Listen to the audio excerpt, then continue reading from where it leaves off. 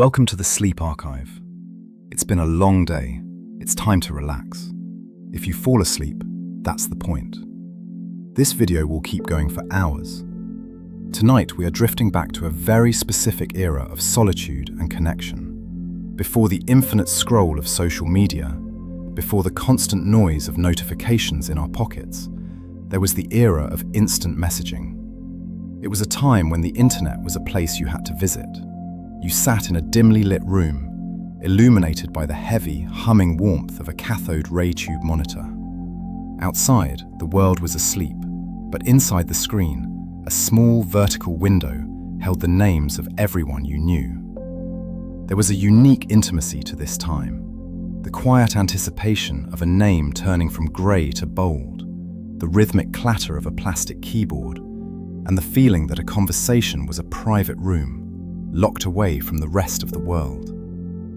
Let us remember the sounds, the colours, and the digital whispers of a lost time. Number 1 begins with the buddy list. Before we had followers, subscribers, or vast networks of mutual acquaintances, we had the buddy list. It was a remarkably simple interface, a small rectangular window that floated on the right side of your desktop wallpaper. This list was the heartbeat of your social existence.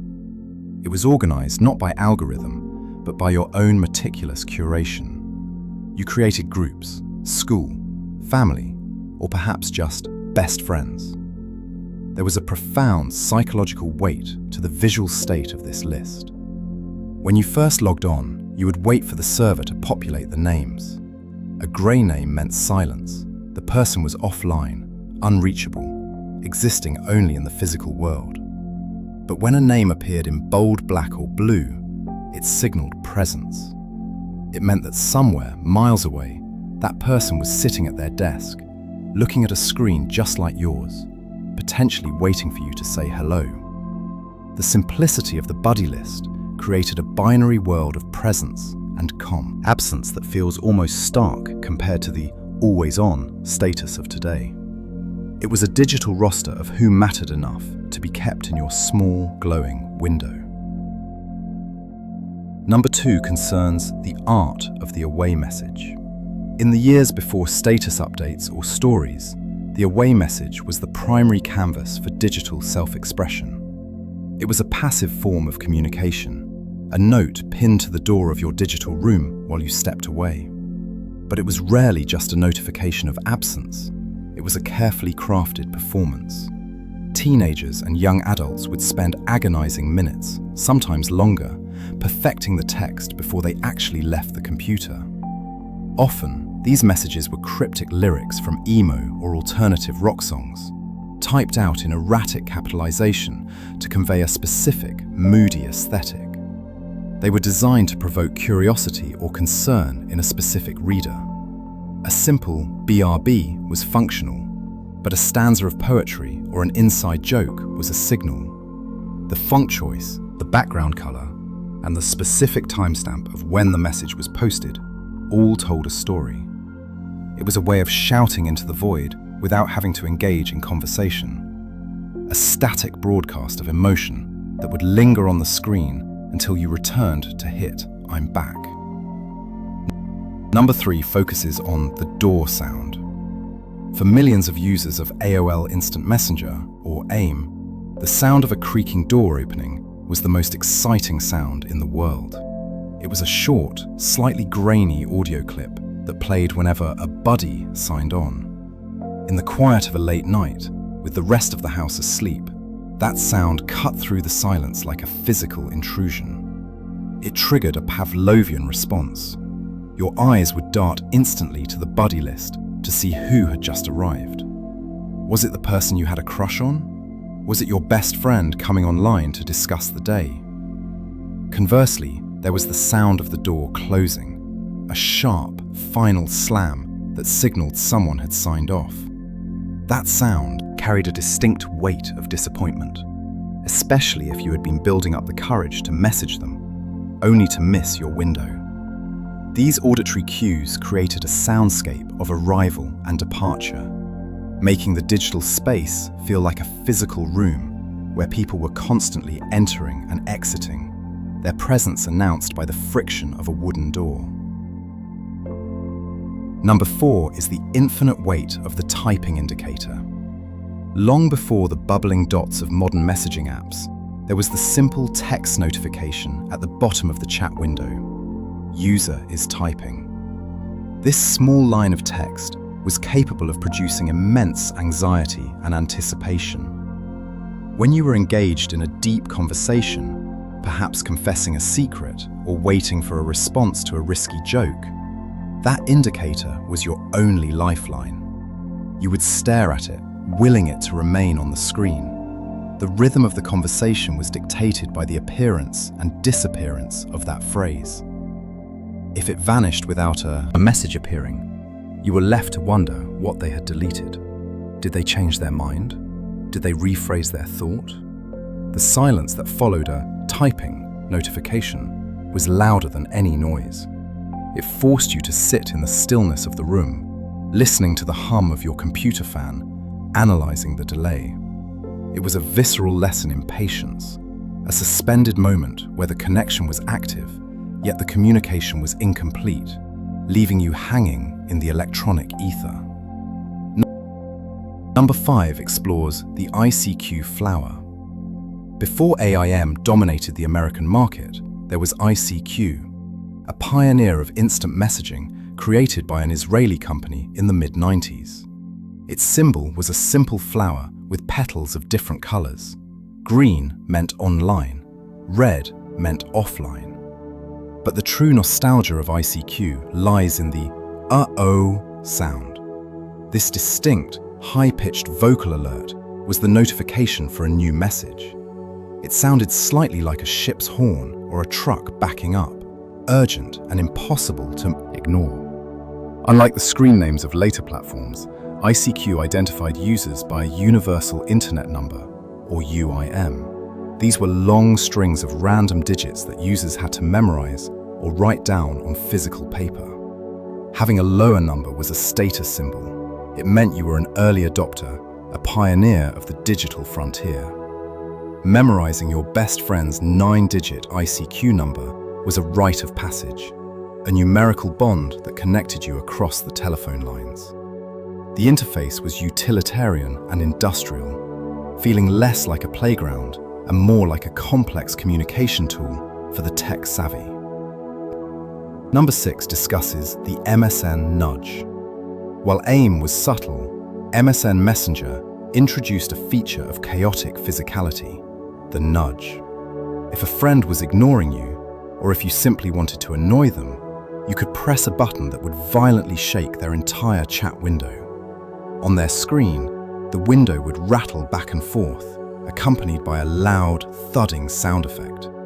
It was the digital equivalent of grabbing someone by the shoulders. In a time when ignoring a message was easy, you could simply claim you were away from the keyboard. The nudge broke the fourth wall. It demanded attention. It was often used in flirtatious wars or moments of extreme boredom. However, the software had a built-in limiter. You could only nudge someone so many times within a distinct period before it stopped you, preventing total spam. This feature represented a playful aggression that has largely disappeared from the polite, sanitized user interfaces of modern apps. It acknowledged that sometimes you didn't just want to talk, you wanted to reach through the screen and physically rattle the other person's world. Number 7, details. The custom font and color disaster. Instant messaging clients gave users unprecedented control over how their text appeared to others, and the results were often visually catastrophic. In a bid to be unique, users would change their font to Comic, Sans, Papyrus, or obscure script fonts that were barely legible. Then came the colors. You might receive a message that was neon lime green on a black background, or hot pink on white. Reading a conversation often required squinting or highlighting the text with your mouse just to make out the words. This chaotic aesthetic was a hallmark of the era. It was a rejection of uniformity. Today, almost all text on social media is standardized. Same font, same size, same black or white color. But back then, your font choice was a part of your identity. It was messy, it was ugly, and it was deeply personal. You could tell who was messaging you without even looking at the name, simply by the assault of electric blue text in 18-point jagged font that filled your screen. Number 8 remembers the profile or bio box. Accessible by clicking a small info button next to a buddy's name, the profile was a static page of HTML-coded expression. This was the precursor to the Facebook timeline or the Instagram bio, but it was far more lawless. Users would spend hours learning basic coding to center their text, add marquees that scrolled across the screen, or insert pixelated, jagged lines as dividers. The content of these profiles was a time capsule of teenage angst and loyalty. It was standard practice to list your best friends by their initials, often organized in a pyramid of importance. If your initials were moved down the list or removed entirely, it was a silent but devastating social declaration. Couples would put the date they started dating, often surrounded by heart symbols. Breaking up meant the ritualistic clearing of the profile, returning it to a blank slate, or replacing the love quotes with somber lyrics. It was a public declaration of your inner circle, viewable by anyone who happened to click your name. Number 9 is the file transfer. Sharing media in the days of early instant messaging was a test of endurance. There were no cloud links or instant streams. If you wanted to show a friend a song, you had to initiate a direct, peer-to-peer file transfer. You would right-click their name, select Send File, and browse your hard drive for that distinct MP3. Then, the waiting began. A small progress bar would appear. Because most connections were dial-up or early broadband, sending a 3 megabyte song could take 20 to 40 minutes. You would watch the blue bar creep forward, pixel by pixel. If the connection dropped, if someone picked up the phone or the ISP flickered, the transfer failed and you had to start over. This slow friction gave the file value. Receiving a song from someone was a gift of time and bandwidth. You didn't just stream it and forget it. You waited for it, you saved it, and you listened to it with the knowledge that it had traveled slowly across the wires, specifically for you. Number 10 concludes this first batch with the late night goodnight. There was a specific, heavy atmosphere to saying goodnight on instant messenger. Unlike today, where conversations trail off into the ether or are marked with a heart reaction hours later, IM conversations had a definitive end. The goodnight was a ritual. It usually happened late, long after parents had gone to bed, when the blue light of the monitor was the only thing illuminating your face. You would type GTG, got to go, or GN, good night, often followed by a promise to talk tomorrow. Then, you would watch the other person's name go grey, the door sound would slam, the room would suddenly feel quieter, the hum of the computer fan louder. You were alone again. There was a finality to it. You would then manually disconnect the internet, hearing the modem cut off, severing the digital tie. That clear delineation between being online and offline allowed for a sense of closure and rest that the modern, always connected world has completely erased. Number 11 is the primitive emoticon.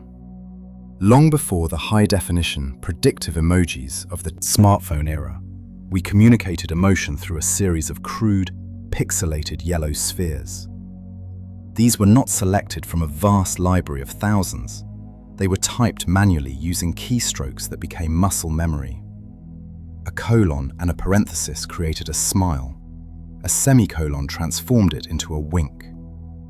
When the software rendered these keystrokes into graphics, they were charmingly rough around the edges. They had a distinct, jagged aesthetic, often surrounded by a faint halo of white pixels where the transparency failed. There was a specific, limited vocabulary of feelings: happy, sad, angry, surprised, and cool. which invariably featured sunglasses. This limitation forced a kind of creative simplicity. If you wanted to convey complex embarrassment, you had to use the blushing face, which was just the yellow circle with 2 red dots. The scarcity of these symbols meant that using one carried weight. Sending a blowing kiss emoticon was a significant romantic gesture, a risky escalation of intimacy that could leave you staring at the screen, heart pounding, waiting to see if they would send one back. Number 12 concerns the screen name identity. In the modern world, we largely use our real names online.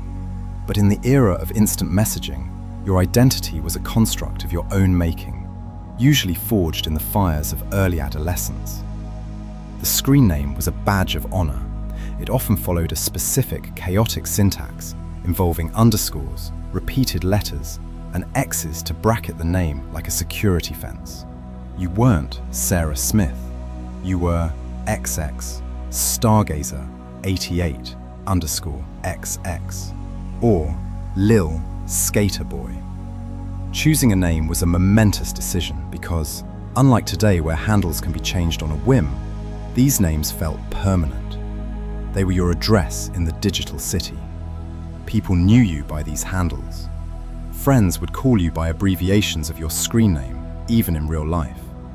Looking back at these names now evokes a cringe-inducing nostalgia, a reminder of a time when we defined ourselves by our hobbies, our favorite bands, or vague, moody adjectives.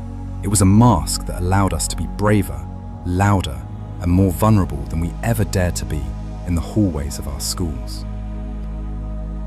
Number 13 explores the automated response bots. As instant messaging grew, so did the curiosity about artificial intelligence, leading to the rise of chatbots like Smarter Child. These were rudimentary AI programs that you could add to your buddy list.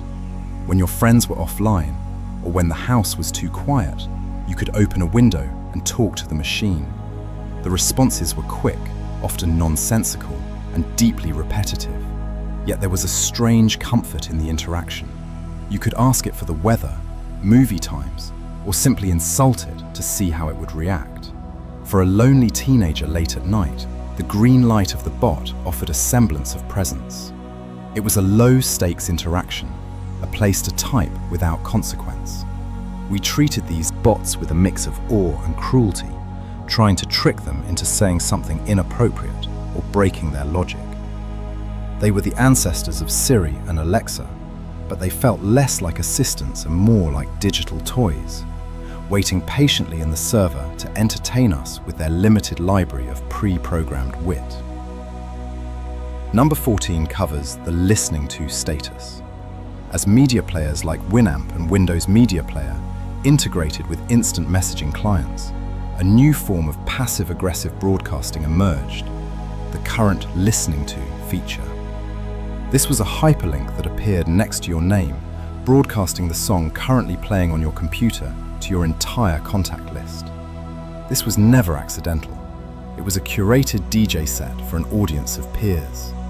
You would meticulously select songs to convey your current mood or to impress a crush with your obscure taste in indie rock. If you were sad, you played the most melancholic acoustic track on loop, hoping someone would ask, "Are you okay?" If you were angry, you played heavy metal. It turned your music consumption into a public performance. The anxiety of realizing you left a guilty pleasure pop song playing, effectively broadcasting your lack of coolness to the entire school network, was a specific type of digital horror. It was a silent radio station where the playlist defined your social standing. Number 15 is the webcam anxiety. In the early 2000s, video chat was not a seamless, high-definition experience. It was a grainy, stuttering experiment. Webcams were external devices, often bulbous spheres manufactured by Logitech, perched precariously on top of heavy CRT monitors. Initiating a video chat was a technical ordeal. The connection would lag, the audio would desync, and the image would update at perhaps 5 frames per second. The lighting was always poor, usually just the blue wash of the monitor illuminating a pale face in a dark room. Yet the novelty was overwhelming. Seeing a friend move in real time, even if they looked like a blurry collection of pixels, felt like science fiction. There was a raw vulnerability to it. You couldn't use filters. You couldn't smooth your skin. It was just you, ghostlit and grainy, waving awkwardly at the camera.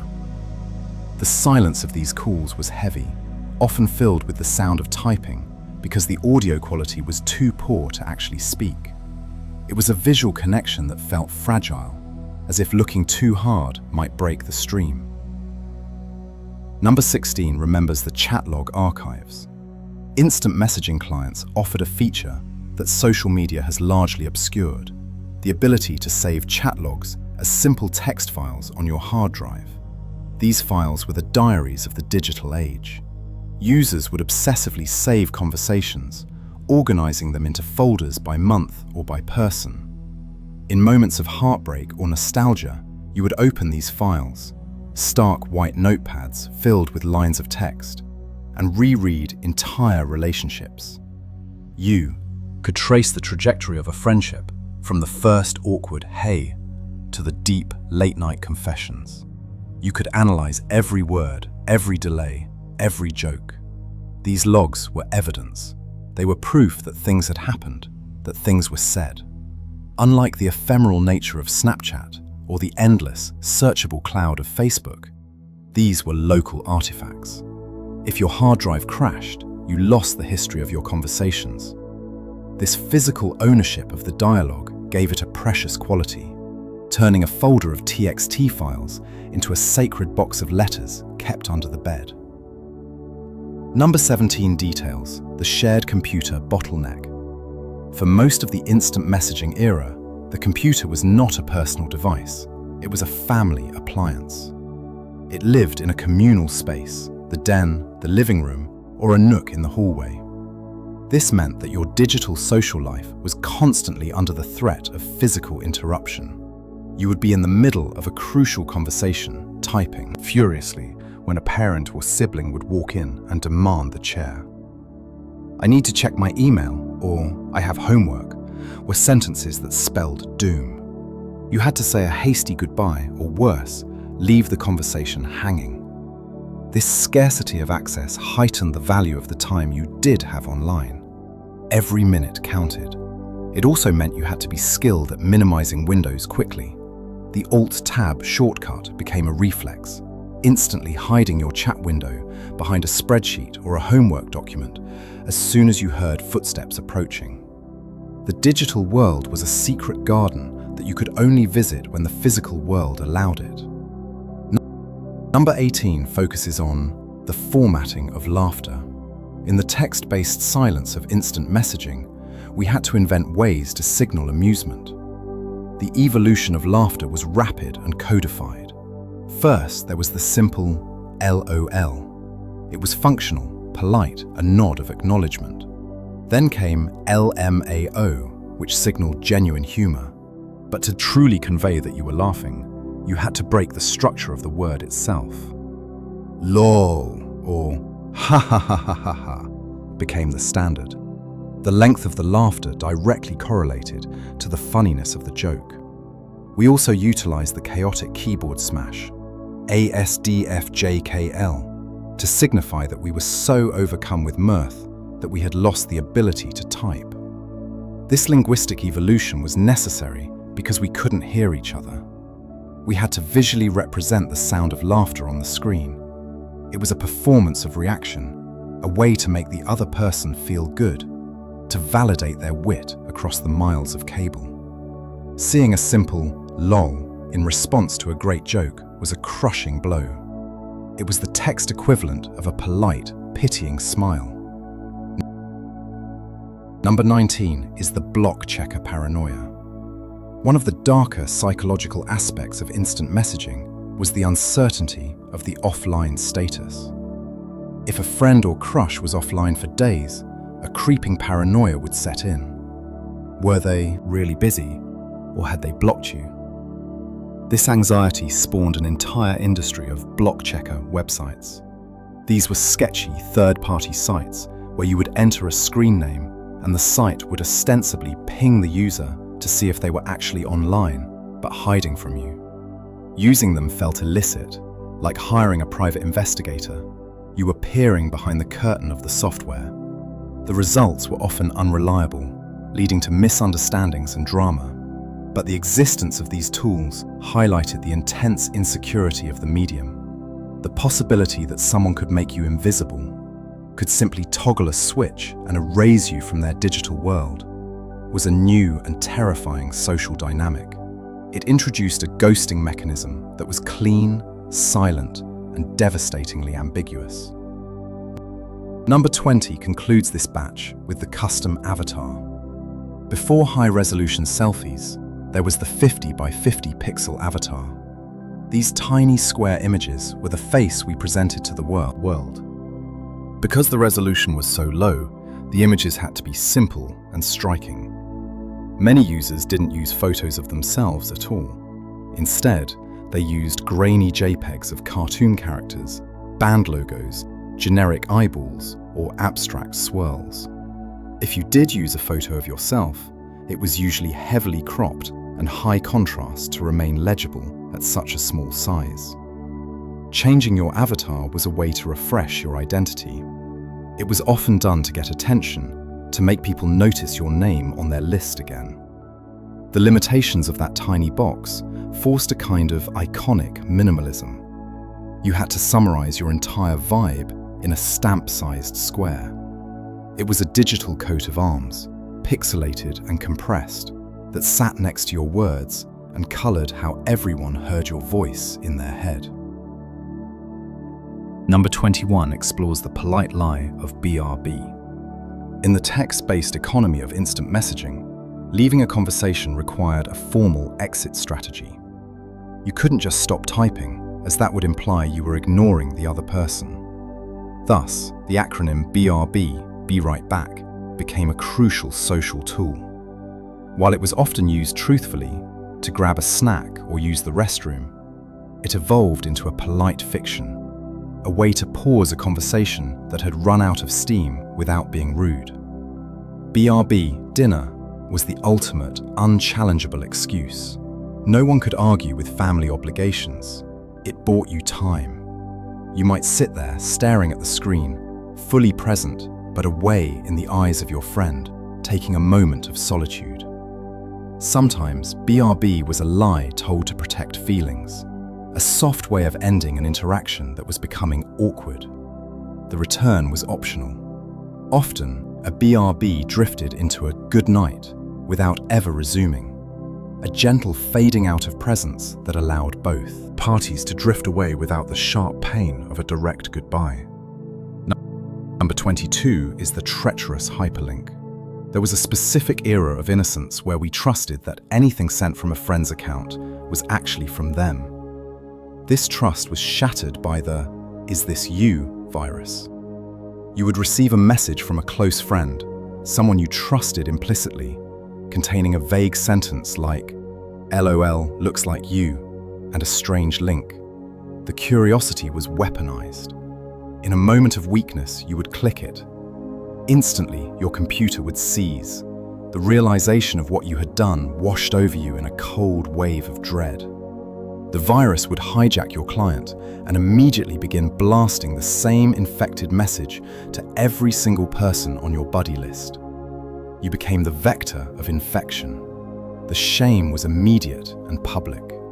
You had to spend the next hour apologizing to 50 people, explaining that you hadn't actually sent that link while frantically running antivirus software to scrub the intruder from your system.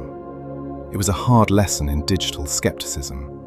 The moment the cozy room of the internet revealed it had unlocked Windows. Number 23 details the custom skin obsession. The default grey and beige interfaces of early Windows programs were deemed insufficient for the expressive needs of the early 2000s teenager. Software like AIM and Winamp allowed users to skin the application, completely overhauling the visual aesthetic. You could download skins that turned your chat window into a piece of alien technology, a dripping gothic scroll, or a tribute to your favorite anime. These skins often sacrificed usability for style. The buttons would be hidden in obscure graphics, the text contrast would be terrible, and the window shapes would be irregular and jagged. But the functionality was secondary to the vibe. Installing a new skin was like redecorating your room. It changed the atmosphere of the chat.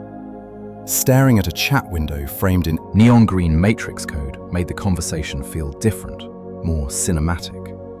It was a form of digital nesting, asserting ownership over the software tool itself, making sure that even the frame of the conversation reflected your personal brand of cool. Number 24 remembers the wrong window panic. The interface of instant messaging relied on separate windows for separate conversations, often stacked on top of each other or minimized in the taskbar. This architectural choice led to a specific, heart-stopping adrenaline spike, the mischat. You would be typing a message meant for your best friend, perhaps venting about a third person or confessing a secret crush, and in a moment of distraction, you would hit enter in the wrong window. The horror was instant. Unlike modern apps, there was no unsend feature. Once the text hit the server, it was etched in stone. You would watch, paralyzed, as your words appeared in the chat window of the very person you were talking about. The seconds that followed were the longest of your life. You had to decide whether to log off immediately and flee the country, or type a frantic, unconvincing explanation. It was a visceral reminder of the danger of conducting multiple lives simultaneously, a digital slip of the tongue that could ruin friendships in a single keystroke. Number 25 is the strategic invisibility. Most instant messaging clients offered a status called invisible. This was a superpower. It allowed you to be logged in, seeing who was online and reading their away messages, while appearing completely offline to the rest of the world. It was a digital, distinct form of voyeurism. You could lurk. You could wait for a specific person to sign on without being bombarded by messages from others. It gave you control. Sometimes you would log in as invisible just to see if they were there, and then, after building up the courage, you would manually switch your status to online, staging your arrival as if it were a coincidence. "Oh hey, I just got on." It was a lie. You had been watching from the shadows for 20 minutes. This feature acknowledged the need for solitude even within a social network, allowing you to exist in the community without the burden of availability, a ghost in the machine watching the lights of others flicker on. Number 26 concerns the Wild West of chat rooms. Beyond the safety of the buddy list lay the lawless frontier of the chat room.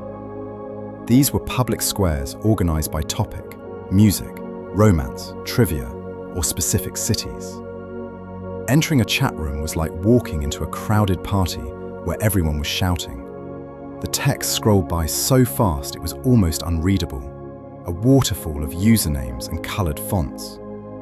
The standard greeting was the utilitarian acronym ASL, age, sex, location. It was a crude sorting mechanism, a way to filter the noise for connection. These rooms were the first time many of us interacted with strangers from different continents. It was dangerous, exciting, and chaotic. You could be anyone in a chat room. You could invent a persona, a new life, a new history.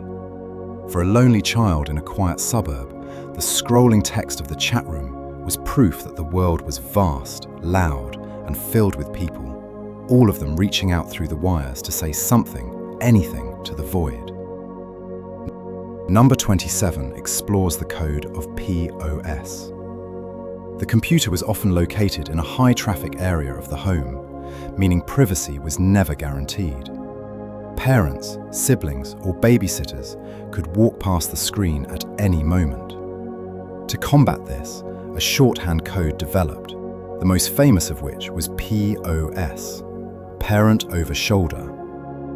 Typing this acronym was an immediate signal to the other person to change the subject. The conversation would instantly pivot from gossip or romance to benign discussions about homework or the weather. It was a digital panic button.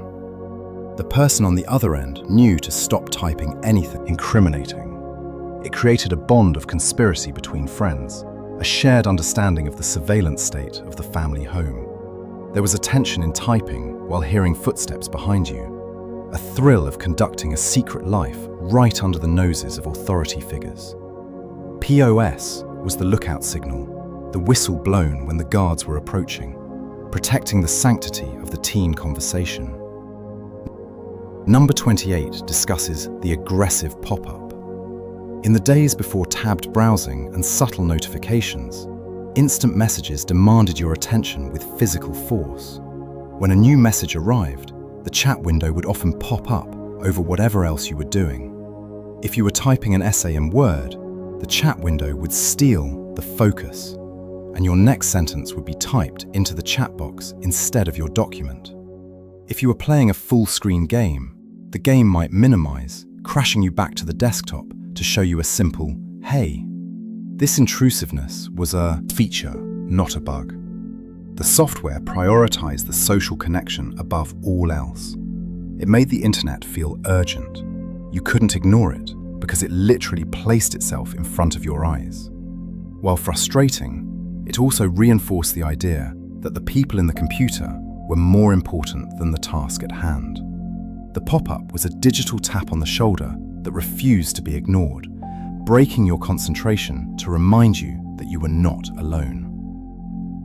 Number 29 is the warning level.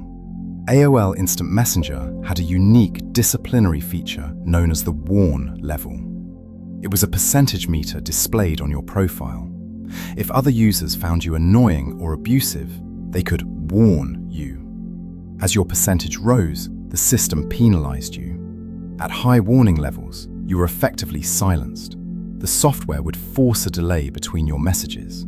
You would type a sentence, hit enter, and have to wait several seconds before the system allowed it to send. It was a digital muzzle, a timeout corner for the internet. Seeing a friend with a high warning level, say 80% or 90%, marked them as a pariah or a troll. It was a reputation score that had tangible consequences on your ability to communicate.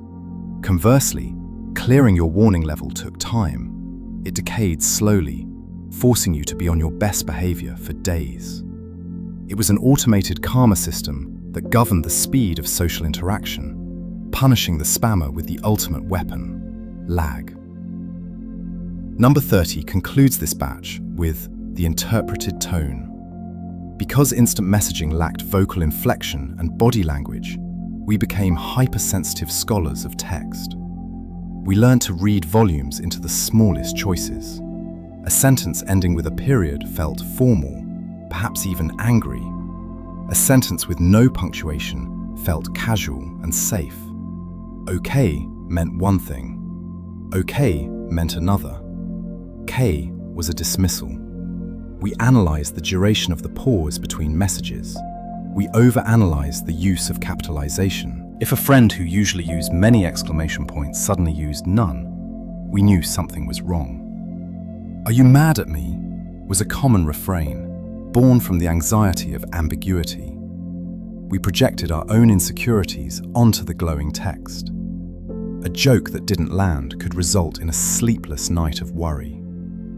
We were navigating a new emotional landscape blindfolded, feeling our way through the dark, using only the texture of the words on the screen, learning a language of silence and syntax that no dictionary had ever defined. Number 31 describes the ritual of the handwritten handle.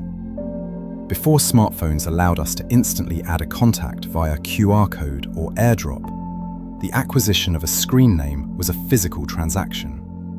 It usually happened in the hallway at school or in the frantic final minutes of recess.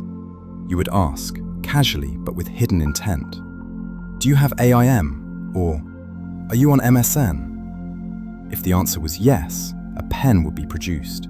The screen name would be scribbled onto a scrap of notebook paper, the margin of a textbook, or often directly onto the skin of the hand.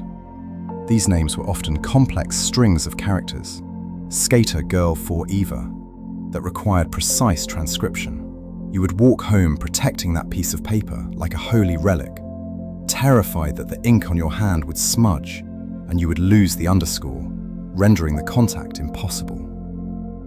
That walk home held a specific kind of anticipation. You possessed the key to a private channel with this person, a digital doorway that you could only unlock once you returned to your desk and entered the code. Number 32 concerns the strategy of sign-on spam. The notification systems of instant messaging created a unique loophole for attention-seeking, the sign-on alert. Users quickly realized that a buddy coming online triggered a pop-up window and a sound effect on their friends' computers. This led to the tactic of sign-on spamming.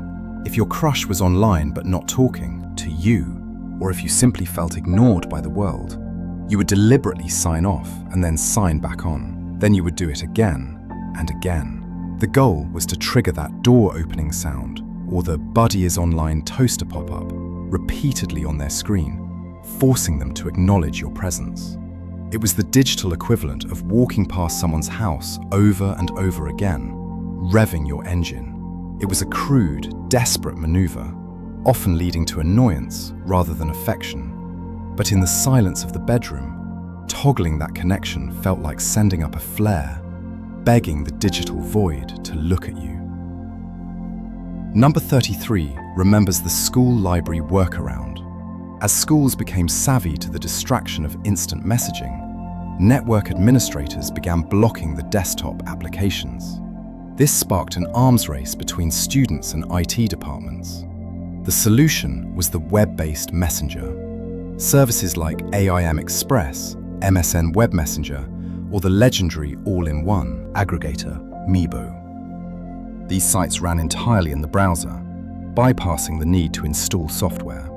Students would crowd into the computer lab or library, ostensibly to do research, but the screens would be filled with these browser-based chat windows. There was a thrill to it, a low-stakes rebellion. You had to be vigilant. If a teacher walked by, you clicked the home button or switched tabs to Encyclopedia Britannica. These web versions were often clunky, stripped down and slow, but they were a lifeline. They allowed the social chatter of the night to continue into the day, transforming the quiet, dust-mote-filled air of the school library into a covert hub of digital gossip. Number 34 explores the integrated window games. Sometimes the conversation ran dry, but the desire to stay connected remained. Instant messaging clients solved this by integrating simple, turn-based games directly into the chat window. Tic-tac-toe, checkers, battleship, or branded knockoffs of popular arcade games. You would send an invite to play. If accepted, the chat window would split, the text pushed to the bottom to make room for a game board. Playing these games was a way of hanging out without the pressure of conversation.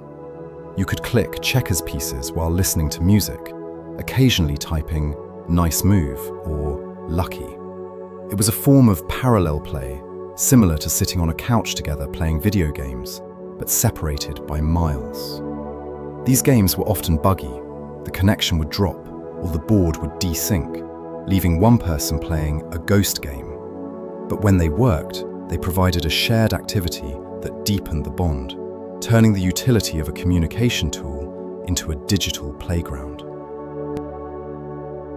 Number 35 details the chain message curse. The inbox of an instant messenger was a breeding ground for superstition.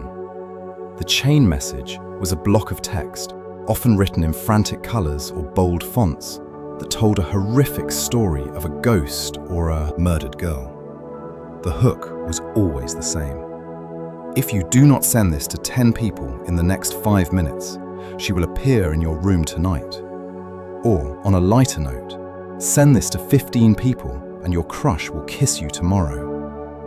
Rational thought often vanished in the face of these threats.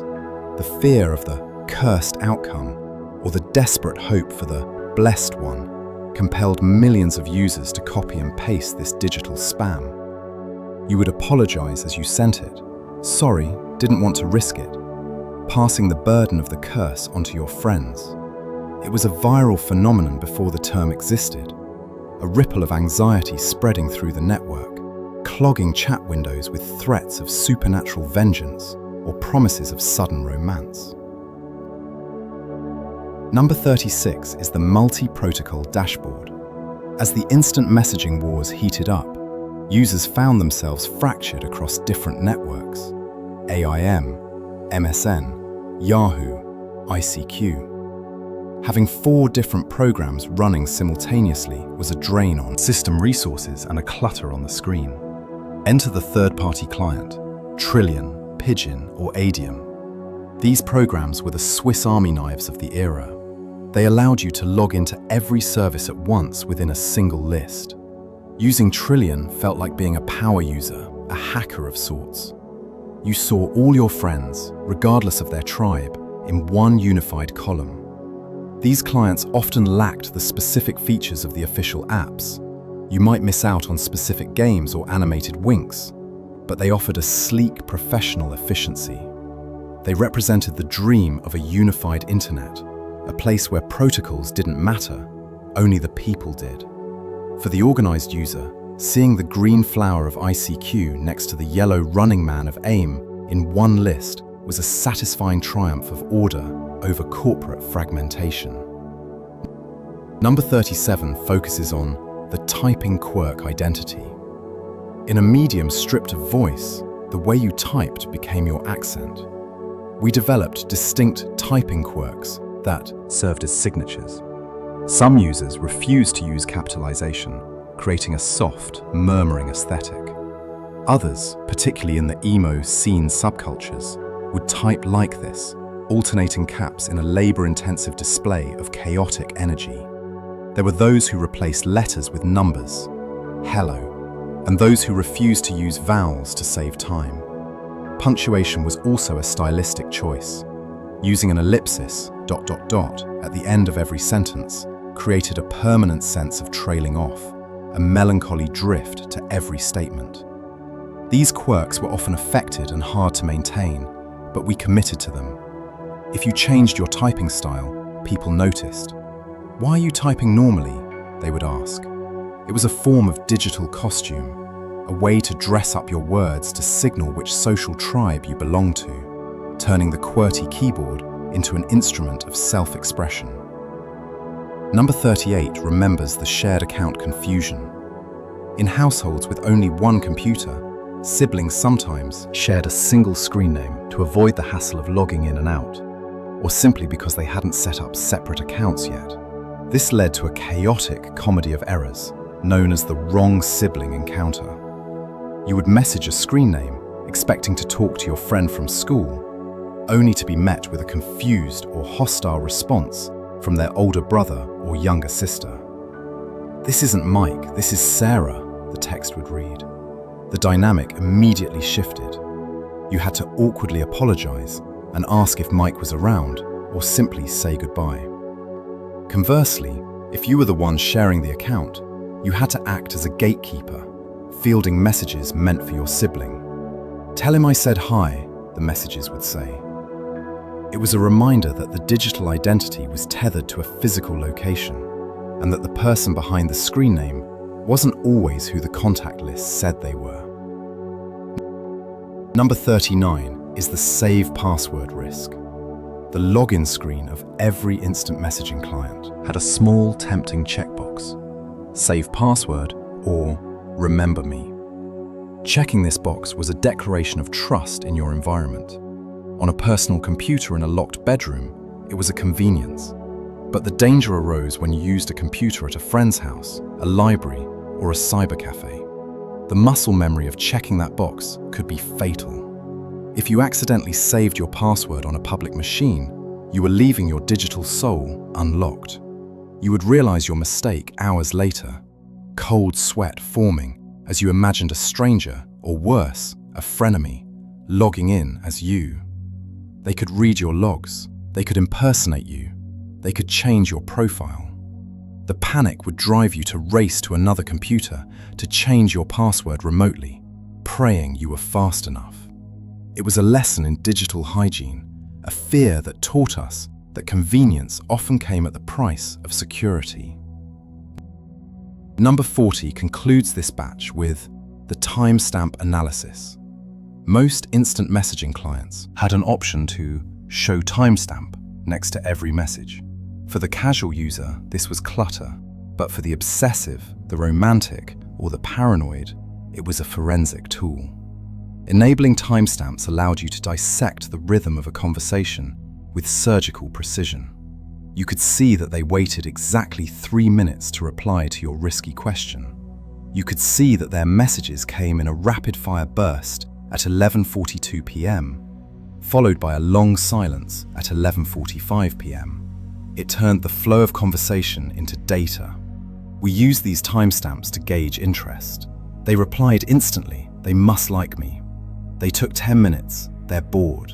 We became detectives of delay, reading meaning into the gaps between the minutes, searching for the truth of the relationship in the cold, hard numbers of the clock. Number 41 covers the accidental emoticon. The primitive predictive text of early instant messaging clients was often too eager to please. The software was programmed to scan your text for specific character combinations and instantly replace them with graphics. This led to a frequent, low-stakes frustration, the accidental cartoon. You might be typing a serious list. A. Do homework. B. Call mum. Only for the software to hijack your B and transform it into a cool guy emoticon wearing sunglasses. A simple heart-to-heart conversation could be ruined when a parenthetical aside was converted into a winking face or a sticking-out tongue. This forced users to learn a new kind of grammatical vigilance. We learned to put spaces between our punctuation, to break the code that triggered the image. It was a subtle battle between human intent and software interpretation, where the machine's desire to be fun often clashed with the user's desire to be understood, turning a moment of sincerity into an unwanted display of pixelated whimsy.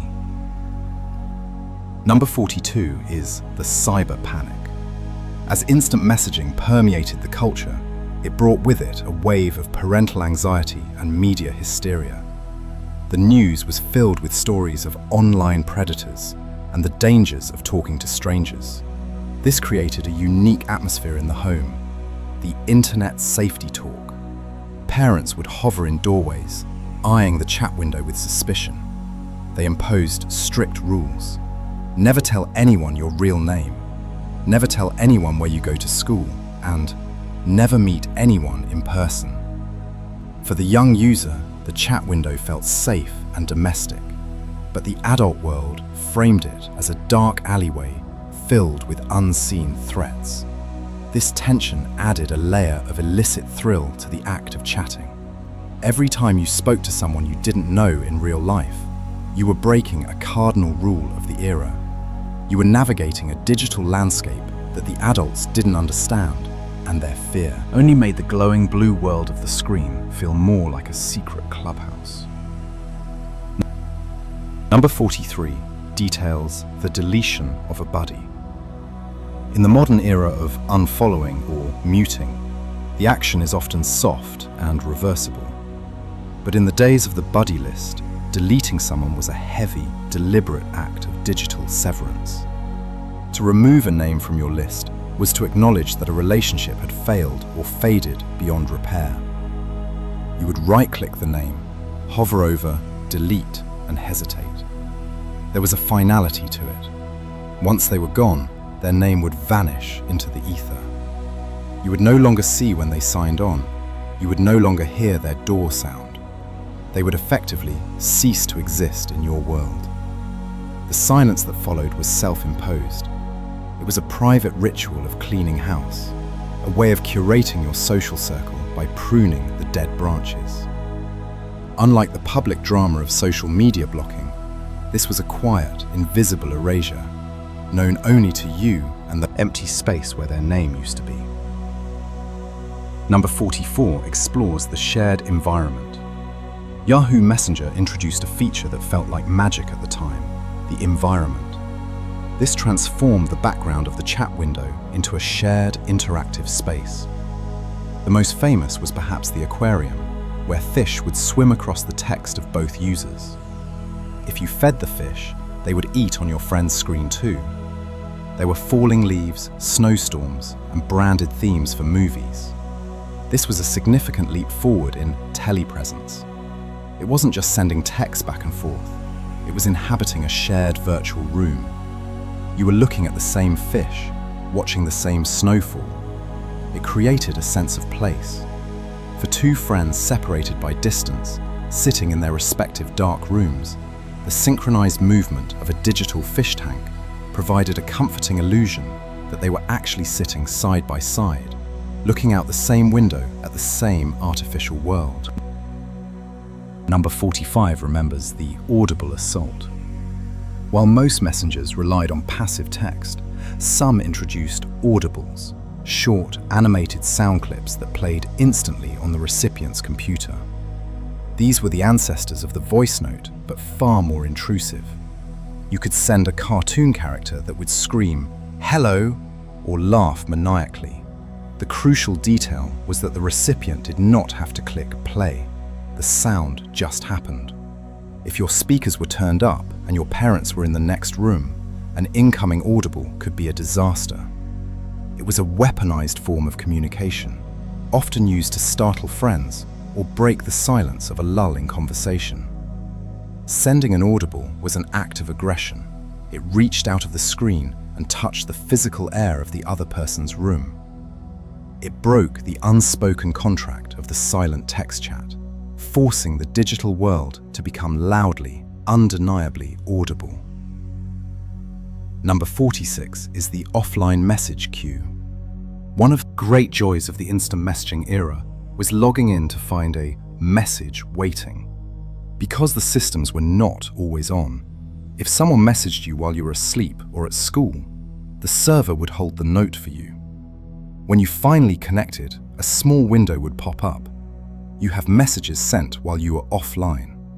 It was like opening a physical mailbox. Reading these messages felt different than reading a live chat. They were time capsules, thoughts left for you in the past. There was a specific warmth in knowing that someone had thought of you when you weren't there, that they had typed into the void, trusting you would eventually receive it. It turned the login process into a moment of anticipation.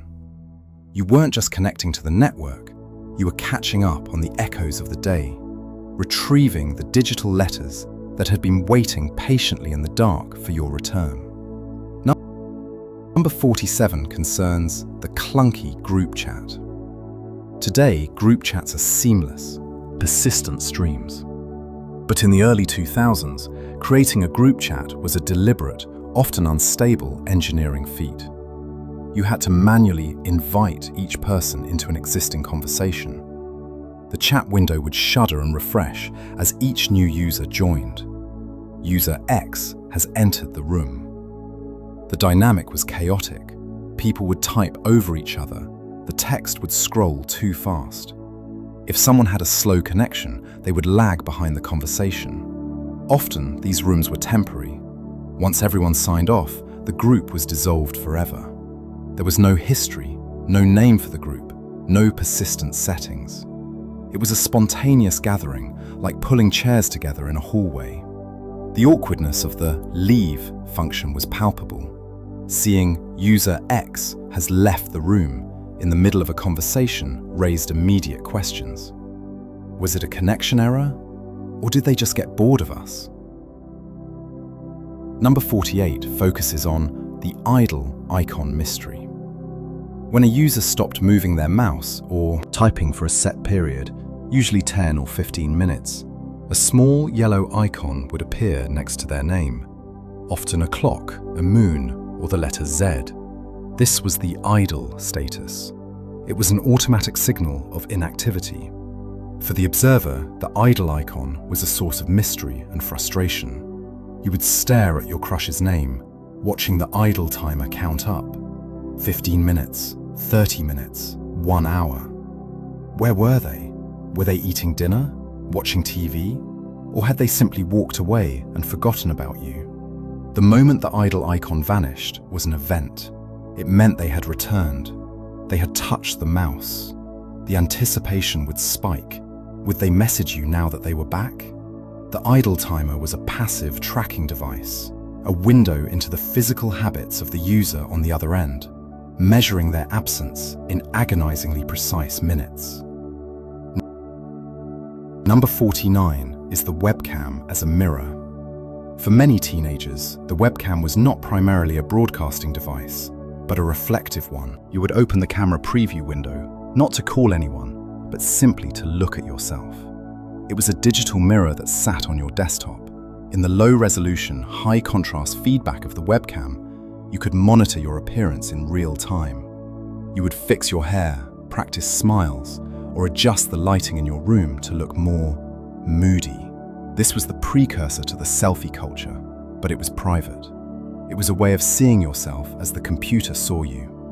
We spent hours staring into that grainy, delayed reflection, dissociating slightly, watching our own movements rendered in pixels.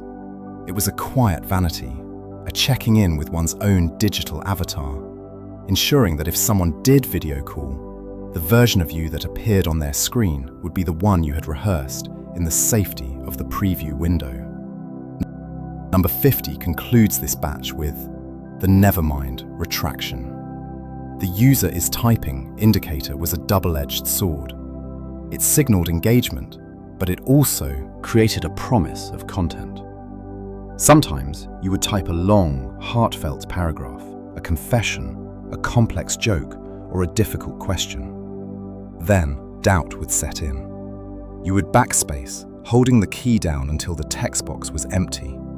But the damage was done. The other person had seen you typing for a solid minute.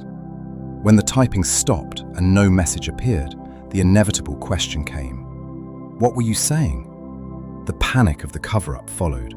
Oh, nothing, or NM, or forgot. The nevermind was a gravestone for a thought that died on the way to the server. It was a phantom limb of a conversation, a ghost of what almost happened. The other person knew you had something to say, and you knew you lacked the courage to say it, leaving a silent, heavy space where the truth almost lived. Number 51 is the phenomenon of crosstalk. Because instant messaging did not show you what the other person was typing in real time, only that they were typing, conversations often fractured into two simultaneous, non-linear threads.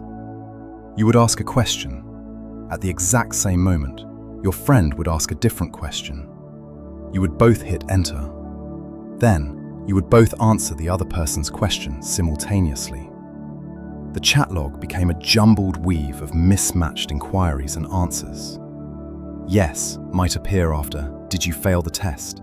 Even though it was meant for, do you want pizza? This required a high level of mental agility to pass. You had to mentally draw lines connecting the statements, untangling the delay. Often, the confusion would become so great that one party would have to type, wait, or stop, bringing the chaotic double stream to a halt so the conversation could reset. It was a unique byproduct of the half-second lag between thought, transmission, and reception, a digital stumbling over one another's words. Number 52 explores the external link to the soul. As the complexity of teenage emotion outgrew the character limits of the profile box, a new trend emerged, the link to the external blog. Whether it was LiveJournal, Xanga, or DeadJournal, this URL was often placed prominently in the bio or the away message. It was a portal to the real person. The instant messenger was for chatting, but the blog was for feeling. Clicking that link felt like stepping into a private room. You would read long, winding posts about their day, their crushes, and their depression, often set against a background of dark, tiled images and accompanied by a MIDI song. Reading a friend's blog entry while they were online, but not mentioning it to them, was a standard social practice. It created a strange duality where you knew their deepest, most melodramatic thoughts, yet you continue to chat about homework or video games in the IM window, leaving the heavy truths of the blog unspoken but acknowledged. Number 53 remembers the malicious punter programs. For the mischievous and the cruel, instant messaging wasn't just for communication. It was a battlefield. Specialized, unauthorized software known as punters or booters circulated in the digital underground. These programs allowed a user to flood a target's connection with an overwhelming amount of data or corrupted code. If you angered the wrong person in a chat room, or if a friend decided to pull a prank, your screen would suddenly freeze. The chat window would multiply uncontrollably, or a stream of nonsense characters would cascade down the screen. Then, the inevitable disconnect. You have been disconnected from the server. It was a digital knockout punch. Being punted offline was a confusing and frustrating experience, a reminder that the software we used was fragile, and that there were people who viewed the destruction of your connection as a sport. Number 54 is the phone line severance. For the generation raised on dial-up, the instant messaging experience was perpetually fragile, tethered to the copper wiring of the landline telephone. The ultimate antagonist was not a server outage, but a family member picking up the phone in the kitchen. You would be deep in a critical conversation, perhaps the most important of the week, when suddenly the music of the modem would screech and the buddy list would grey out. The connection was dead. The rage was instantaneous. You would scream, "I'm on the internet!" But it was too late. The session was severed. You had to wait for the phone call to end, then go through the minute-long screeching ritual of dialing back in. When you finally returned to the chat, you had to explain your disappearance. "Sorry, Mum picked up the phone." It was a universal excuse, a shared burden of the infrastructure that dictated the rhythm of our social lives. Number 55 details the chat speak bleed. The efficiency of instant messaging required a new language, stripped of vowels and grammar. Acronyms like LOL, BRB, and IDK became the standard. Phonetic spellings, like seer and later, saved precious keystrokes. However, this linguistic programming ran deep. Teachers began to notice a disturbing trend. Chat speak was bleeding into formal education. Students would accidentally write you instead of you in English essays. They would use to instead of to or two in history papers. It wasn't laziness, it was muscle memory. We had typed the shorthand thousands of times more than the correct spelling. The brain had rewired itself for speed. Catching these errors before handing in a paper became a necessary proofreading step. It was the first sign that the digital mode of communication was not just a tool, but a culture that was actively reshaping the way we processed and produced language in the physical world. Number 56 concerns the subtext of the status bar. When MSN Messenger and later versions of AIM introduced a dedicated line for a personal message or status that stayed visible even when you were online, it became a billboard for passive aggression. This space was rarely used for literal status updates. Instead, it was used for subtweeting before the term existed. You would post a lyric like, "Some people just don't get it," or "Fake friends are the worst." Every person on your buddy list would see it and wonder, is that about me? It was a way to broadcast drama without directly addressing it. It invited questions. "What's wrong?" was the desired response. If the person you were targeting messaged you, the trap was sprung. If they didn't, it confirmed your grievance. This single line of text was a weapon of social manipulation, a broadcast tower for teenage angst that demanded attention from the entire network. Number 57 explores the USB workaround. As schools and libraries became more aggressive in blocking instant messaging software, the dedicated user had to become resourceful. Enter the portable version. Tech-savvy students would load a standalone version of AIM or a multi-protocol client onto a USB flash drive. You would plug the drive into the school library computer, bypass the installation restrictions, and launch the program directly from the stick. It was a covert operation. You had to keep the windows small, hidden behind a Word document or a Wikipedia page. If a librarian walked by, you pulled the drive or minimized the window. Successfully chatting from school felt like a heist. You were smuggling your social life into an institutional space. The thrill of seeing your buddy list pop up on a restricted educational terminal was the thrill of outsmarting the system to stay connected. Number 58 remembers the directory search. Before social media algorithms suggested friends for you, finding new people was a manual, deliberate process called the member directory. You could search the entire user base of the platform by keyword, interest, or location. You might search for Green Day and Chicago to find someone like you. The results would be a list of strangers. You would click a name, read their profile, and if they seemed cool, you would send a message. Hey, saw you like Green Day. It was a brave, awkward leap.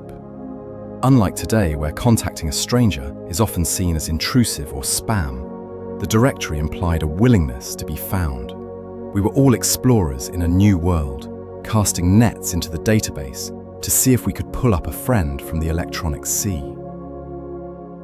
Number 59 is the "You've got mail" conditioning. While primarily an email feature, the integration of the "You've got mail" sound into the AOL Instant Messenger experience created one of the most ingrained auditory memories of a generation. That cheerful male voice was the sound of dopamine. It meant communication. It meant you were wanted. Even if you were just logging on to chat, seeing the mailbox icon flag go up and hearing that voice started the session on a high note. It was a sound that cut through the noise of the household. Years later, hearing that specific sample in a movie or a retro video triggers an immediate, visceral response. It serves as an auditory anchor to a time when opening an inbox was an exciting event filled with personal letters and forwards from friends, rather than a chore filled with bills and newsletters. Number 60 concludes this batch with the sleepover simulation. Instant messaging allowed for a new social phenomenon, the digital sleepover. You could be in your room, in your pajamas, late at night, chatting with a friend who was doing the exact same thing 3 blocks away. You would coordinate your activities. "I'm going to get a snack," you would type. "Me too," they would reply. You would watch the same TV show simultaneously, commenting on it during the commercial breaks. You were alone, but you weren't. The silence of the house was filled with the presence of the other person. It allowed for a level of intimacy that was different from being in person. It was safer, quieter.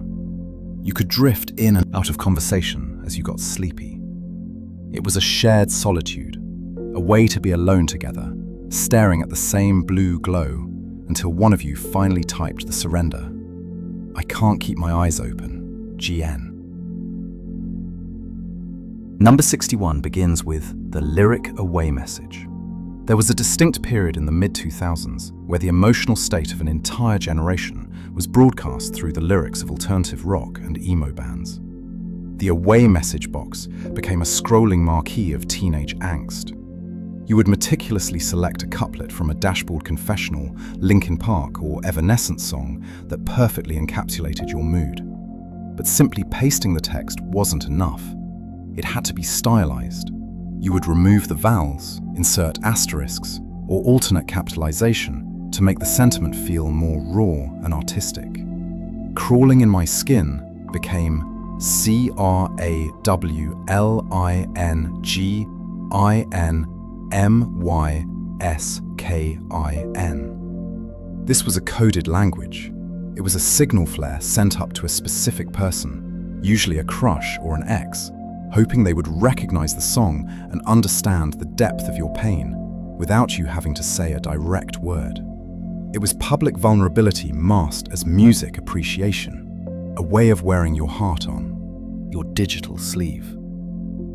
Number 62 covers the copy-paste betrayal. Before screenshots made capturing digital evidence easy, the primary method of sharing gossip was the copy-paste. This was a high-risk maneuver. If you were in a heated argument with someone, or if they said something scandalous, you would highlight the text, hit Ctrl+C, and immediately open a window with your best friend to Ctrl+V the evidence. "Look what they just said to me." The text would appear as a block, stripped of its original formatting, a raw transcript of the drama. However, the danger lay in the haste. Many friendships were ended by the accidental paste back. In a moment of confusion, you might paste the gossip back into the chat window of the person you were talking about instead of your friend. Seeing your own commentary, "OMG, look what he just said," appear in the chat with him was a stomach-dropping moment of horror from which there was no recovery. Number 63 remembers the lag excuse. The internet infrastructure of the instant messaging era was imperfect. Dial-up connections stuttered. Early broadband hiccups were common. This technical instability provided the ultimate social safety net: lag. If you took too long to reply because you were distracted, or if you said something awkward and wanted to backtrack, you could simply blame the connection. "Sorry, massive lag," or "My messages aren't going through." It was the "dog ate my homework" of the digital age. Everyone accepted it because everyone experienced it. We all knew the frustration of typing a message and hitting enter, only for it to hang in the ether for 10 seconds before appearing. Because the excuse was technically plausible, it became a polite fiction we used to smooth over the awkward pauses and missed cues of text-based conversation. A way to blame the machinery for our own social hesitations. Number 64 explores the toolbar infestation. The quest for more expression led many users to download smiley packs or emoticon bundles. These were third-party installers that promised thousands of new animated icons, dancing bananas, glittering hearts, and 3D faces. However, these free gifts came with a heavy price: the browser toolbar. Installing these packs often surreptitiously installed a search bar or a weather widget onto your web browser. A naive user might end up with 5 or 6 of these toolbars stacked at the top of their screen, shrinking the actual viewing area of the internet to a small letterbox. These toolbars slowed the computer to a crawl and were notoriously difficult to remove. They were the barnacles of the early web, a visual clutter that served as a testament to your desire for more expressive emojis, a permanent, clunky reminder of the time you tried to make your chat window more fun. Number 65 details the authorize power play. When someone wanted to add you to their contact list, it wasn't automatic. A system notification would appear. User X wants to add you to their list. Do you authorize this? This dialog box was a position of immense power. It was the gatekeeper of your digital existence. If you didn't know the screen name, you would stare at it with suspicion. "Who is this?" you would ask the void. You could view their profile for clues. If you clicked decline, you remained invisible to them. They wouldn't know you were online. They couldn't message you. It was a definitive rejection. But sometimes you would click authorize, just out of curiosity, allowing this stranger into your world to see what they wanted.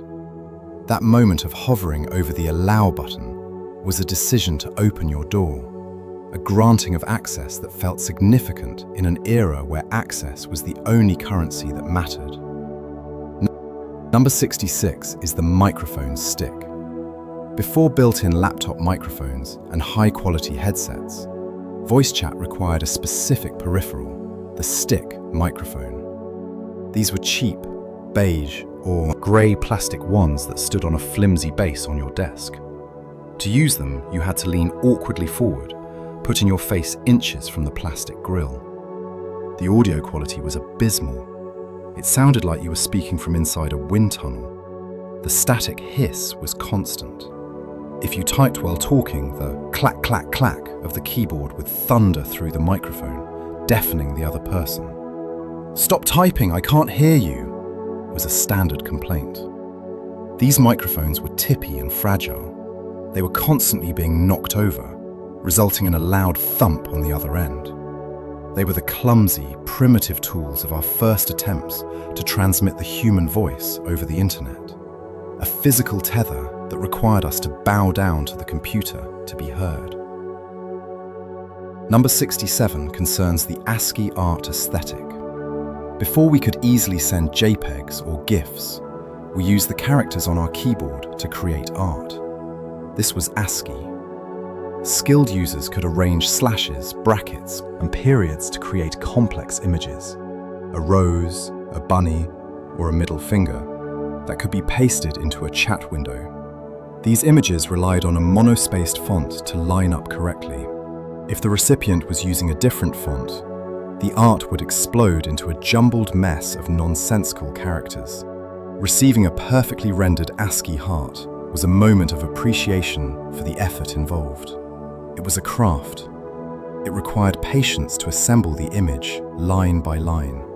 In the profile boxes, users would create intricate borders and dividers using these characters, turning their bio into a structurally complex document that looked like a blueprint of teenage identity, built entirely out of punctuation marks. Number 68 explores the sign-off weapon.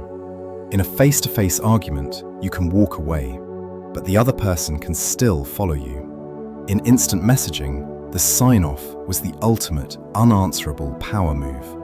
If a conversation was going poorly, or if you wanted to have the last word, you would type your final insult and immediately hit sign-off or disconnect. The effect was instantaneous. You were gone. The other person could type a furious rebuttal, but the server would bounce it back. User is not online. It was a door slammed in the face that could not be reopened until you decided to return. It left the other person stewing in silence, denied the satisfaction of a response. It was a clean break, a sudden death to the interaction that gave the person who left total control over the conclusion of the narrative. Number 69 remembers the new window anxiety. There was a specific, subtle anxiety related to the arrival of a message from someone new. When you were chatting with your usual friends, the windows were already open. But when a brand new window suddenly popped onto the screen, initiated by someone else, it was a jump scare. The taskbar would flash orange, the sound would play. You would look at the screen name. If it was your crush, initiating the conversation for the first time, the adrenaline spike was physical. Your hands might shake. Hey, just 3 letters, but in a new window, they carried the weight of a monumental event. You would stare at the blinking cursor, terrified of typing the wrong thing in response. That fresh, blank white box was a terrifying canvas of potential. A new relationship starting from zero, demanding that you perform from the very first keystroke. Number 70 concludes this batch with the parental control filter. As parents became more aware of the internet, they installed filtering software like NetNanny or Cyber Patrol. These programs were often clumsy and overzealous. They would scan incoming and outgoing instant messages for bad words. If you or your friend typed a profanity, the message might be blocked entirely, replaced with asterisks, or worse, the software would terminate the program. You would be in the middle of a vent session, use a forbidden word, and suddenly your chat window would close. A scary system alert would appear, restricted content detected. It felt like being monitored by a robot policeman. It forced you to develop a sanitized code for swearing, using creative misspellings or spaces, F-U-C-K, to bypass the filter's dictionary. It was a game of cat and mouse against the machine that lived inside your own computer, a constant reminder that your digital privacy was conditional. Number 71 describes the infinite scroll of the profile. As teenage identities became more complex, the standard character limit of the bio box felt suffocating. Users discovered that by utilizing specific HTML codes or simply hitting enter repeatedly, they could create a profile that extended far vertically beyond the limits of the window. This was the infinite scroll. To read a friend's profile became an archaeological dig. You would scroll past the initial greeting, past the list of best friends, past the song lyrics, and down into the random section at the bottom. Often there were hidden messages buried deep in the white space, accessible only to those patient enough to scroll to the very end. If you're reading this, you have no life, or a secret declaration of love for a specific person. It was a way of rewarding the dedicated observer. A long profile was a status symbol. It meant you had a lot to say, a lot of friends to list, and a complex inner life that required a vertical mile of screen space to articulate. Number 72 concerns the theft of custom emoticons. On platforms like MSN Messenger, the emoticon library was not a static collection. It was a peer-to-peer economy. If a friend sent you a custom animated GIF, perhaps a dancing monkey or a spinning WTF, you could right-click it and select Add to Emoticons. This feature turned every conversation into a potential shopping trip. You didn't just chat, you scouted for new assets. If someone had a particularly rare or funny emoticon, would beg them to use it just so you could steal it. Over time, your personal library became a chaotic collage of stolen images, a visual history of the people you had talked to. There was no copyright, no attribution. It was a scavenged language. You might use an emoticon that a friend of a friend had made 3 years ago. The original context lost, the image degraded by compression, but its utility as a reaction image preserved in your personal digital vault. Number 73 remembers the fake system message prank. The formatting tools available in instant messaging were powerful enough to mimic the software itself. Mischievous users realized that by changing their font to Courier New and the color to red or blue, they could type messages that looked exactly like official system alerts. You would be chatting with a friend, and suddenly, right in the middle of the conversation, a line would appear. System alert. Your computer has been infected with a virus. Deletion of hard. Drive commencing in 10 seconds. For the less tech-savvy, this induced sheer panic. They would scramble to close the window or unplug the computer. The prankster would sit back and wait for the inevitable frantic phone call or the eventual realization.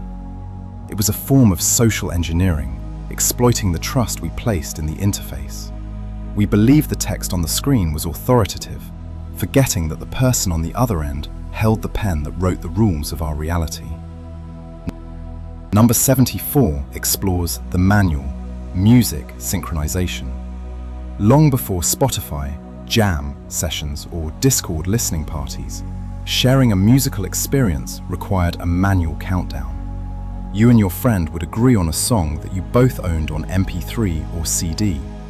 You would open your media players, Winamp or Windows Media Player. Then the coordination began in the chat window. Ready? Yeah. Okay, press play on 3. 1, 2, 3, go! You would both hit play simultaneously. Then you would type along with the lyrics or react to the breakdown in real time. I love this part, you would type, hoping that they were hearing the exact same drum fill at the exact same second. Inevitably, one person would drift ahead or fall behind, leading to a disjointed experience where you were reacting to a guitar solo that they hadn't heard yet. But the attempt itself was the point, a desire to bridge the silence of separate rooms and exist for 3 minutes in the same sonic space. Number 75 details the notepad draft.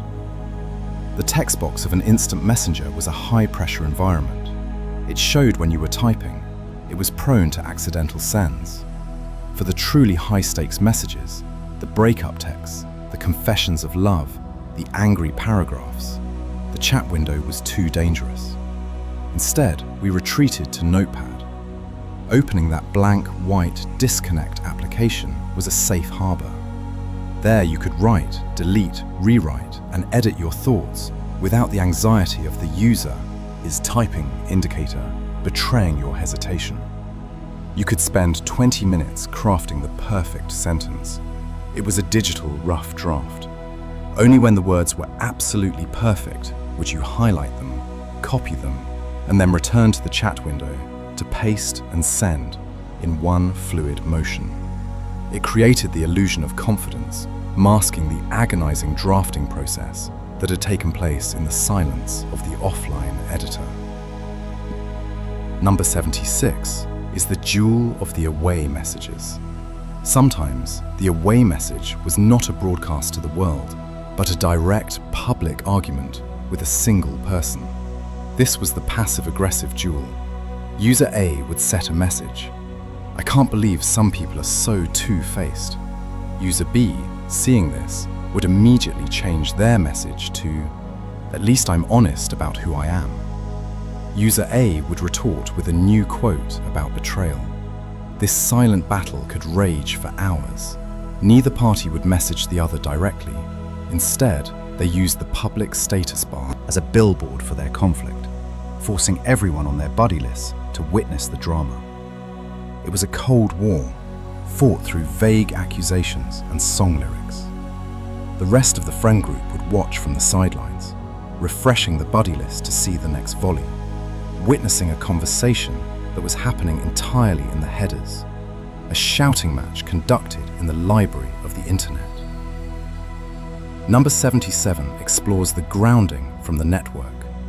In the 2000s, the ultimate punishment a parent could inflict was not taking away the phone, but banning the computer. Being grounded from the internet was a form of social exile. You knew that life was continuing without you. The chat rooms were active, the dramas were unfolding, the inside jokes were being born, and you were stuck in the analog world. The fear of missing out was visceral. You imagined your screen name sitting at the bottom of everyone's list, grey and lifeless, for a week. Would they forget you? Would someone else take your place in the digital hierarchy? The return from a grounding was a frantic event. You would rush to log in, your heart racing as the door sound creaked open, desperate to read the backlog of gossip and reassert your existence in the glowing blue world you had been forced to leave behind.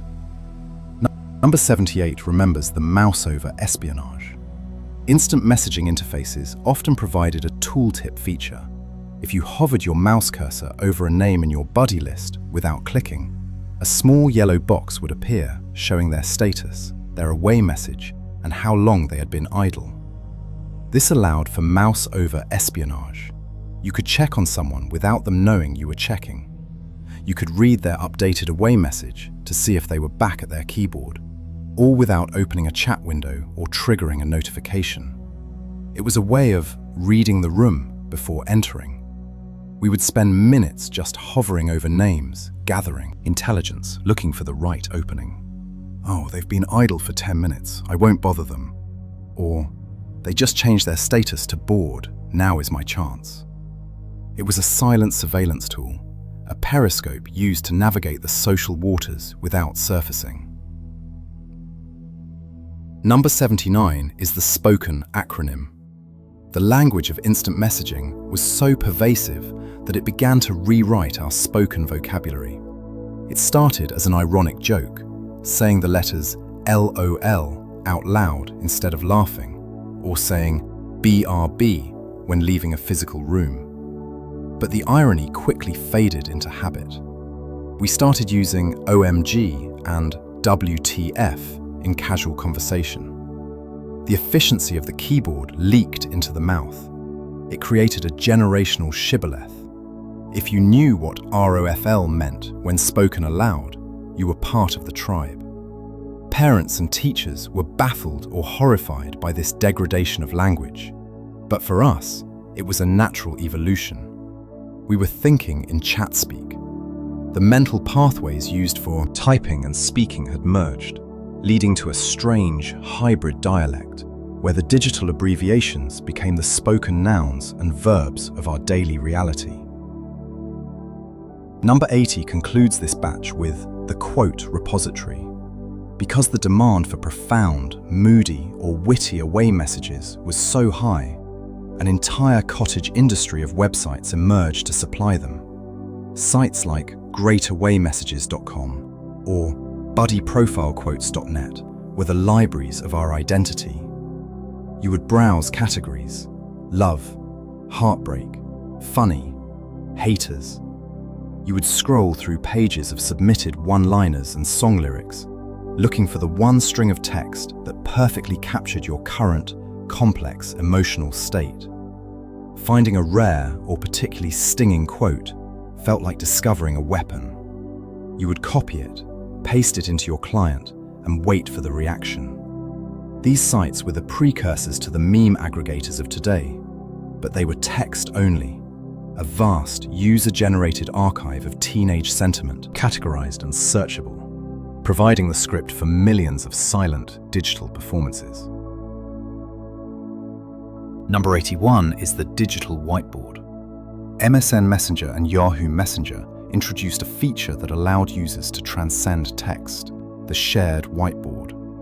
This was a canvas that opened within the chat window, allowing both users to draw simultaneously using the mouse. It was a chaotic, pixelated mess. The lines were jagged, the pen tool was clumsy, and the lag meant that your friend's drawing would appear in sudden, jerky bursts. Despite the technical limitations, it was a revolution in expression. We played hangman, tic-tac-toe, or simply doodled abstract nonsense while we talked. It was also a place for scribbled romance, drawing a crude heart or writing "I heart you" in shaky red lines felt more personal than typing it. It was a collaborative act of creation, however primitive, that required two people to touch the same digital canvas across the miles, proving that we could not only speak to each other, but build something together in the void. Number 82 remembers the print screen evidence. Before the convenience of the snipping tool or smartphone screenshots, preserving a moment of instant messaging history was a labor-intensive craft. If someone admitted a secret, or if a fight escalated to a point of no return, you had to act fast. You would press the print screen key on your keyboard, but nothing happened visually. You then had to open Microsoft Paint, a completely separate program, and hit paste. Only then would the image of your desktop appear. You had to crop it manually, save it as a grainy JPEG, and name it proof.jpg. This clumsy workflow added a layer of deliberation to the act of surveillance. You weren't just snapping a picture, you were manufacturing evidence. These saved files became the ammunition for future arguments, the receipts of the digital age stored in hidden folders, ready to be attached to an email if the truth was ever questioned. Number 83 explores the role-play asterisk. Instant messaging birthed a new form of theatrical performance, the action text. To convey physical movement or internal states, users began enclosing words in asterisks or double colons. Sighs, looks away, or throws pillow at you. This was not just description, it was a form of virtual blocking. It allowed the conversation to leave the chair and enter a shared imaginary space. In the more intense role-play communities, this evolved into complex, novelistic paragraphs where users would write out entire scenes together, describing the setting, the weather, and the subtle movements of their characters. Even in casual chat, the asterisk was a vital tool for nuance. Typing laughs was different from lol. It implied a physical action, a stage direction for the mind's eye, helping us to flesh out the disembodied voice on the screen into a living, breathing person. Number 84 details. The add a contact, anxiety. Today, social networks suggest friends to us. Back then, adding a contact was a manual, high-stakes data entry task. You had to know their screen name or email address exactly. One wrong character, a generic O instead of a 0, or a misplaced underscore, and you would be adding a stranger, or worse, the void. You would type the name into the Add Buddy field and hold your breath. If the system found them, a request was sent. Then came the waiting game. The request had to be approved. Seeing that pending status was a form of purgatory. Did they get it? Did they ignore it? Did I type it wrong? The relief when their name finally populated your list, bold and online, was palpable. It was the digital equivalent of them accepting your handshake, the final confirmation that the connection had been successfully forged. Number 85 is the hierarchy of the buddy groups. The buddy list was not just a list, it was a stratified society. The software allowed you to create custom groups: family, co-workers, friends, school. But the most important group was the one you created yourself, often unnamed or labeled with a simple symbol like a star. This was the VIP section. This was where you put your crush and your best friends. You would drag and drop their names into this top-tier group so that they would always appear at the very top of the window, separate from the masses. It was a private ranking system. The person you were obsessing over sat at the pinnacle of the interface, their status visible the moment you logged in. Moving someone from the general group to the VIP group was a silent promotion, a mental acknowledgement that they had graduated from an acquaintance to a central pillar of your digital life. Number 86 concerns the microphone tuning wizard. Before voice chat became seamless, setting up a microphone was a technical odyssey involving the audio tuning wizard. This was a series of system prompts that required you to read a sample sentence aloud to calibrate your volume. "I am speaking into the microphone," you would drone in a monotone voice, watching a green bar bounce up and down. You had to adjust the gain and the boost, trying to find the sweet spot between inaudible whisper and ear-shattering static. This ritual emphasized the artificiality of the voice connection. You weren't just talking, you were operating machinery. You had to pass a test before the computer would allow you to speak. It was a humble, awkward prologue to the conversation, a reminder that transmitting the human voice was a complex feat of engineering that required calibration and patience. Number 87 remembers the server maintenance panic. The centralized nature of early instant messaging meant that occasionally the entire world went dark. When the AIM or MSN servers crashed, it was a mass extinction event. Your buddy list would suddenly drop to 0. The connecting icon would spin endlessly. Panic would set in. Was it my internet? Is my computer broken? You would frantically check other websites to see if they loaded. Once you realized it was a system-wide outage, a strange feeling of isolation took over. The digital city had lost power. Millions of conversations were severed mid-sentence. We were forced to return to the physical world, wandering out of our rooms to annoy our parents or watch TV, waiting for the servers to reboot. The moment the connection returned, the sudden cascade of door-opening sounds as 50 friends signed back on simultaneously was a digital sunrise, the world waking up again. Number 88 explores the manual link parsing. In the earliest days of instant messaging, or when using primitive third-party clients, hyperlinks were not always clickable. If a friend sent you a URL, check this out, www.funnyvideo.com/watch. It appeared as plain text. To view it, you had to highlight the text with your mouse, copy it, open a browser window, paste it into the address bar, and hit enter. This friction acted as a filter. You only visited links that seemed truly worth the effort. It also meant that rickrolling required more work on the victim's part. You had to manually transport the trap from the chat window to the browser. This physical interaction with the code, lifting it from one place and dropping it in another, made the web feel less like a fluid stream and more like a collection of separate, disconnected islands that you had to build your own bridges to reach. Number 89, details. The profile picture crop. When the ability to add a personal photo or display picture became standard, it introduced a new artistic challenge, the square crop. Most digital photos were rectangular. To fit the strict 1:1 aspect ratio of the avatar box, you had to choose what to sacrifice. Did you crop it close to your eye to be mysterious? Did you zoom out to show your outfit, rendering your face a blurry smudge? Users would spend hours in image editing software, resizing and sharpening photos to look good at 96 by 96 pixels. The resulting image was often a low-resolution, high-contrast artifact that became your logo. You would keep the same picture for months because changing it felt like rebranding.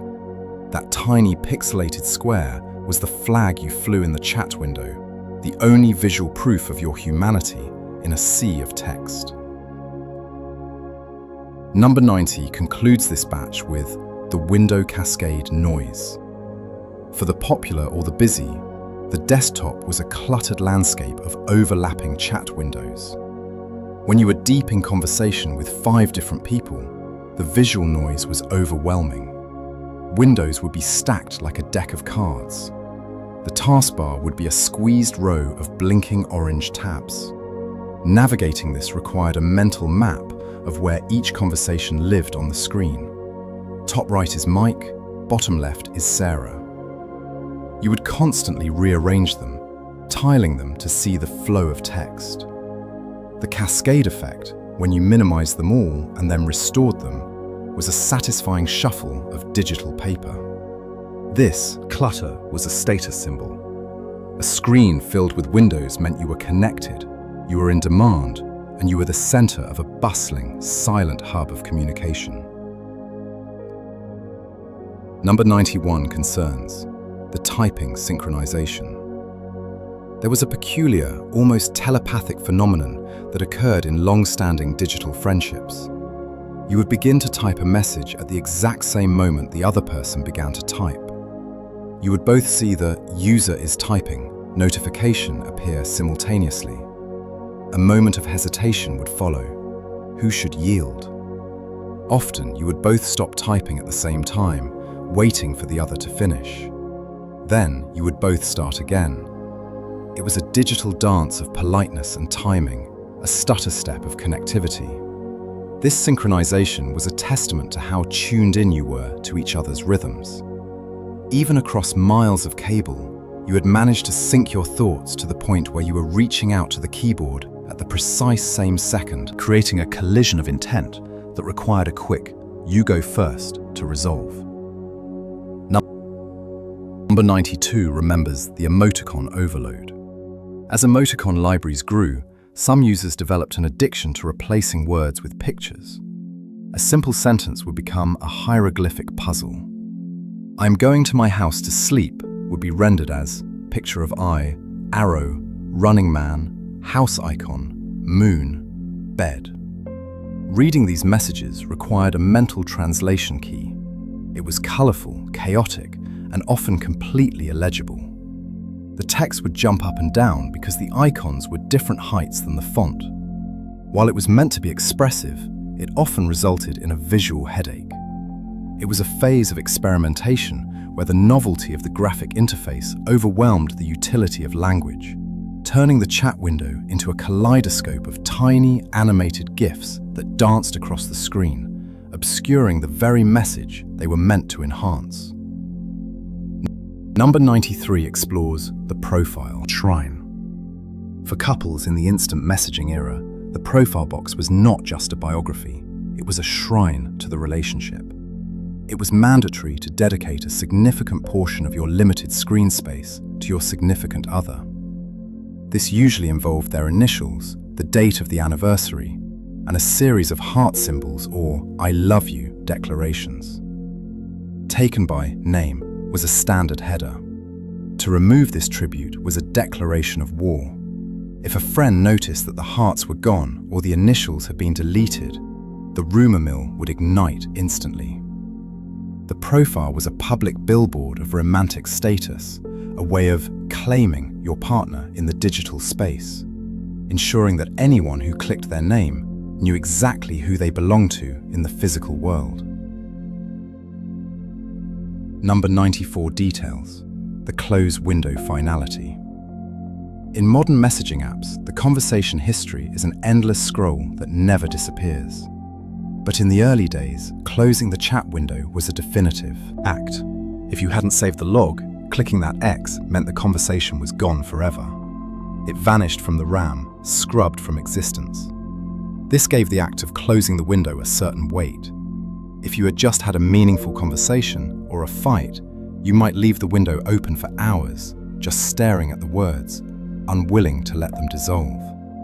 Closing the window was the digital equivalent of hanging up the phone or walking out of the room. It was a psychological punctuation mark, a cleaning of the slate that prepared the screen for the next day, but sacrificed the memory of the night. Number 95 is the summer separation. Before smartphones, the summer break often meant a significant disruption in digital social lives. If a friend went away to camp or on a family vacation to a place without a computer, they simply disappeared. Their screen name would remain grey for weeks. The last seen date would drift further into the past. This created a true sense of absence that is rare today. You couldn't check their Instagram story to see what they were doing. You just had to wait. The anticipation of their return was intense. When their name finally lit up again in late August, it was an event. "You're back!" The reunion felt earned.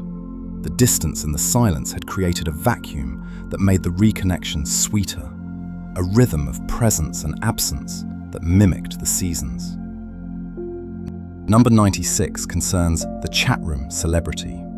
In the localized chat rooms of the era, often hosted by ISPs or specific websites, certain users became minor celebrities. They were the regulars. They were always online, they knew everyone's secrets, and they dictated the flow of conversation. To be acknowledged by a chat room celebrity was a moment of validation. They held no real-world power. Their authority was constructed entirely of text and tenacity. Yet, in that specific digital watering hole, they were kings. They enforced the etiquette, welcomed them, newcomers, and shunned the trolls. It was a microcosm of society, a reminder that humans will inevitably create hierarchies wherever they gather, even if that gathering place is a scrolling wall of text on a server in a basement. Number 97 remembers the always-on transition. Toward the end of the instant messaging era, a shift occurred. Mobile devices like the Sidekick and the BlackBerry began to offer persistent connections. The clear distinction between online and offline began to blur. You would see a mobile icon next to a buddy's name. They weren't at their desk. They were out in the world, yet they were still reachable. This was the beginning of the end for the sacred time of the computer session. The anxiety of the away message faded because people were never truly away anymore. The excitement of catching someone online diminished because they were always online. This technological leap, while convenient, slowly eroded the cozy, enclosed feeling of the chat room, breaking the walls of the digital den and letting the noise of the real world flood in. Number 98 explores the ghost of the screen name. Many of us still carry the memory of our first screen name. It is a secret code, a password to our past. We may not have used it in 20 years, but we remember it perfectly. Skaterboy99, Darkangel_X. These names were our first attempts at self-definition. They were chosen in haste, often based on fleeting interests, yet they became our identity for years. Thinking of that name now evokes a specific version of ourselves, younger, more naive, sitting in a dark room illuminated by a CRT monitor. That string of characters is a key that unlocks a flood of memories. The sound of the modem, the smell of ozone, the feeling of the plastic keyboard, and the sensation of being alone, yet connected, in the quiet of the night. Number 99 details the final log-off. For every user, there was a final time they logged into AIM or MSN, though they likely didn't know it was the final time. As Facebook and texting took over, the logins became less frequent. The buddy list, once a vibrant city of bold names, began to resemble a ghost town. The grey names outnumbered the blue. The away messages became months old, freezing friends in time. Studying for finals from 2009, the conversations slowed to a halt. The door opening sound ceased to play.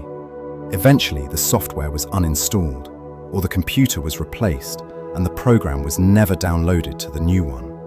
It wasn't a bang, but a slow fade. The digital lights went out one by one, leaving the chat rooms empty and the servers silent, ending an era of communication, not with a goodbye, but with a quiet drifting away. Number 100 is the legacy of the blue glow. We end here, remembering the feeling of the era itself. Instant messaging was more than just software. It was a place. It was a digital room we entered to be with our friends. It taught an entire generation how to type their feelings, how to read silence, and how to exist in two worlds at once. It was a time of raw, unpolished connection, before algorithms curated our feeds and influencers polished our reality. It was just us, the text, and the waiting. The servers are gone now, the screen names are deactivated, but the muscle memory remains. The phantom sound of the door opening still echoes in the back of our minds, a reminder of a time when the world felt small enough to fit inside a window.